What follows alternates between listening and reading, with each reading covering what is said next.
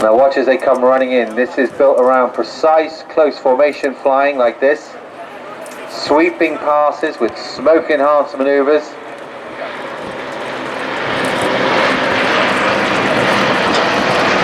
Now as all three aircraft pitch up into the vertical. And a formation loop. Hard to do with different types of aircraft, especially the bigger one. That'll be slightly slower at the top. The team name, the Flying Comrades, obviously reflects the friendship between the pilots. So as I said, the leader in the Yak-18, Phil Hardesty, the larger four-seat lead aircraft. Number 2 is Alex Lawton in the Yak-52. That's registration GBXJB. That's the yellow, black and silver one. And then in number 3 is Tom Turner. Registration Golf Yankee Alpha Kilo Foxtrot. And that's the silver and red aircraft.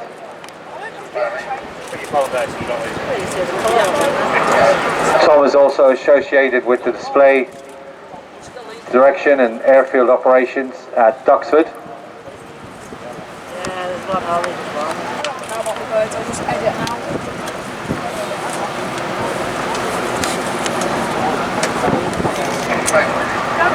So watch as they keep this close formation flying.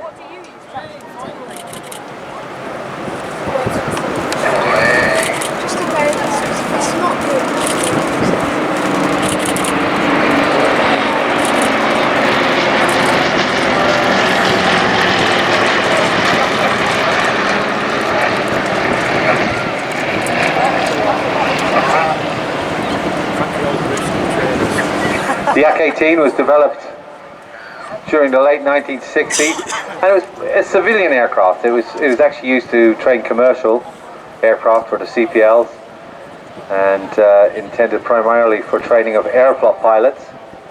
It's got a very strong construction. It's built like a lot of Russian aircraft. It's built like a tractor. Take a lot of abuse. And unlike that tandem seat Yak-52, the Yak-18 has a broad cabin, 4 seats. Some examples where you can carry 5 people.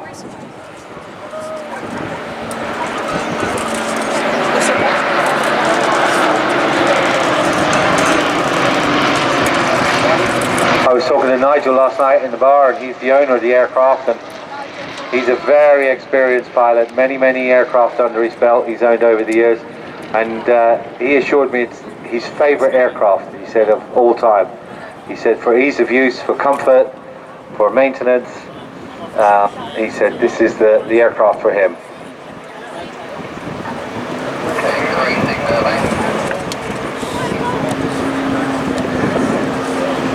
It's powered by a M14P 9-cylinder air-cooled radial, about 360 horsepower, which is a lot of power for an aircraft its size. You can actually get an uprated version, have uprated engines on them as well.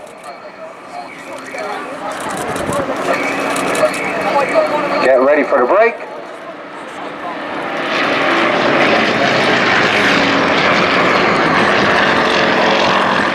Now the Yak-18 rolling out on its own.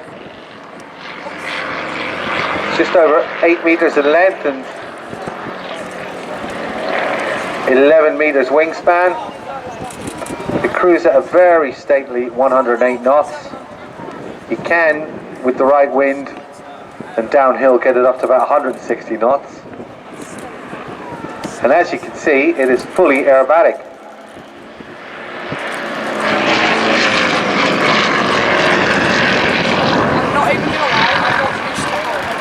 Aerobatic limits, you could do 6.5 positive G and just over 3 negative G. And unlike the Yak-52, you'll see that the undercarriage completely retracts. It's got a tricycle arrangement, so it's not a tail dragger. Say you're doing like Manchester, you'll be able to see the cycle with an 18. I'm pretty sure that And the propeller is a variable pitch, normally a 2-bladed, which it is here. nice slow roll.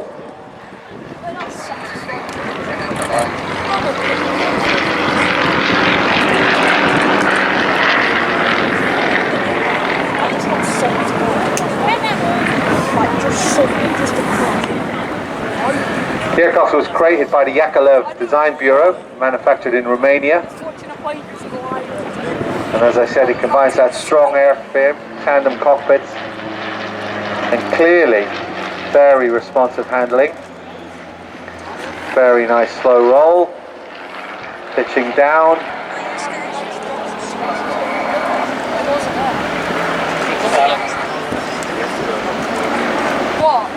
So now look from the left. Here come the Yak 52s coming back into the crowd center as the Yak 18 exits left.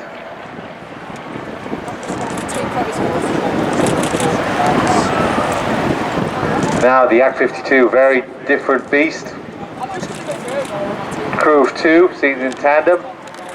9-cylinder radial engine, 360 horsepower. A lot more aerobatic, +7 and -5G. The undercarriage is pneumatically operated in semi-retractable tricycle arrangement, and the system uses compressed air that operates the starter, the landing gear and the brakes. And the first thing you learn when you're flying Yak 52s, don't touch the brakes, because you've got one canister of air, and once you've run out of that canister of air, then you've got no more brakes. So unless you really need to brake, don't touch the brakes. That was drilled into me. You'll also notice when that Yak 52's landing gear retracts, part of each wheel remains visible, and that was a deliberate design cue. It could reduce damage if a student pilot landed with the undercarriage retracted, while also retaining drag useful in the training environment. These aircraft were produced for an organization called DOSAF, and DOSAF was the Soviet equivalent of like the university air squadrons that we have. It was to teach future pilots for the military, and after the fall of the Iron Curtain, these aircraft became hugely popular in the West. Lots of them were bought up from Romania and from the Soviet Union and shipped to not just the UK, throughout Europe, very popular in America as well. And their design has still introduced pilots to military style flying. As you can see, Alex and Tom sit in their tandem cockpits, one normally the pilot in control in front,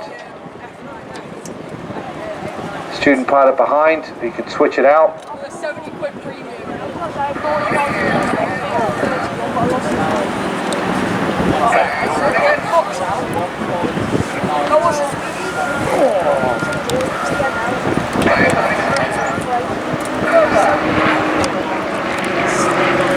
Very responsive in the roll rate, as you can see with the bow roll. Very tight on board as well. Again, like the Harvard, it's deceptive. When you get on board and you're strapped in, everything is around you. There's not a lot of room in that cockpit.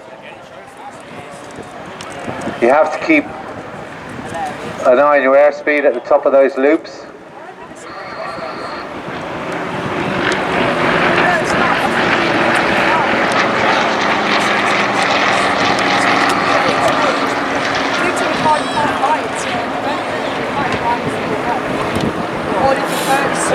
That 9-cylinder air-cooled radial engine, as I said, producing about 360 horsepower, and it's driving a propeller through what's called a reduction gearing, and that powers the onboard compressor, and that's what replenishes the aircraft's pneumatic system. Once you get airborne and you start laying some revs in, then your air gets topped up, but when you're taxiing around on the ground, it can deplete very, very quickly.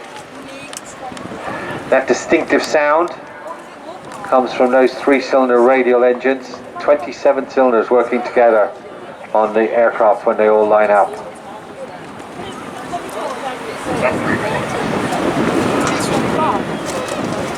I don't know, I'll have a look. I do have to play. Nice slow hesitation roll.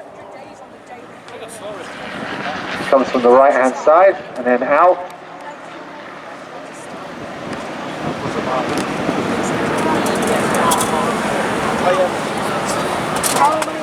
This aircraft's still doing what it was originally designed to do with training operations. And relatively speaking, when it comes to flying aircraft like this, you do get a lot of bang for your buck for the Yak-52. It's not uncommon that 4 or 5 people will join together and buy one aircraft, and it is reasonable. Obviously warbirds and other aircraft like that are just beyond the reach of most people, but this aircraft, you get together with a couple of your friends, you'd be surprised how reasonable it is to not just maintain but to operate and fly as well.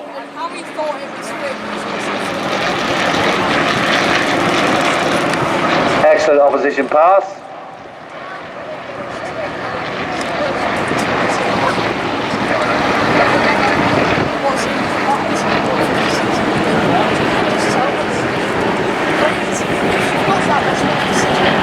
Now the aircraft are going to join up together before they head back into the crowd centre, keeping that V-shaped formation.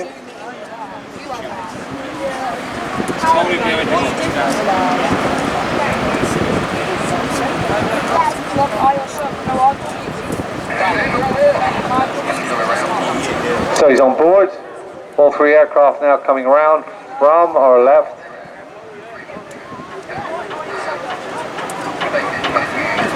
Phil Hardesty, Alex Lawton and Tom Turner.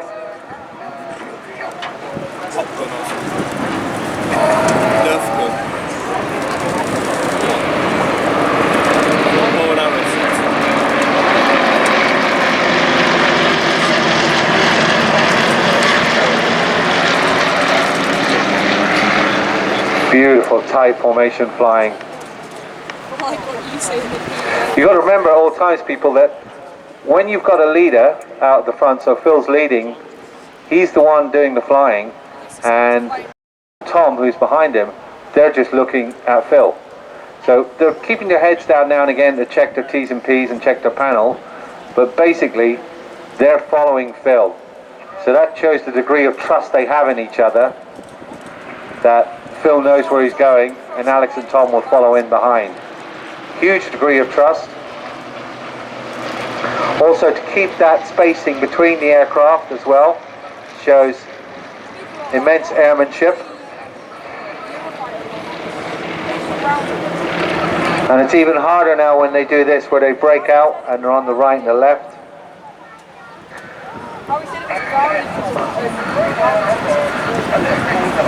So now Tom and Alex have to keep not just the same speed, but the same distance relative at an angle. I used to cheat. I got like a little sticky plaster and I'd put it on the inside of the cockpit, and then I would line it up with the guy I'm trying to formate on his helmet. And I always knew, well, if that sticky plaster is on his helmet, I'm in the right place. Works a treat.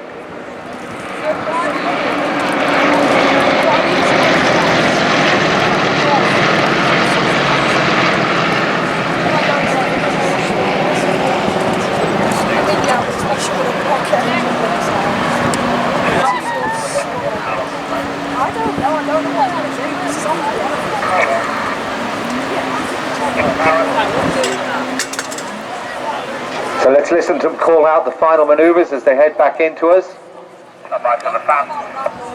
Get ready for the fan. 3,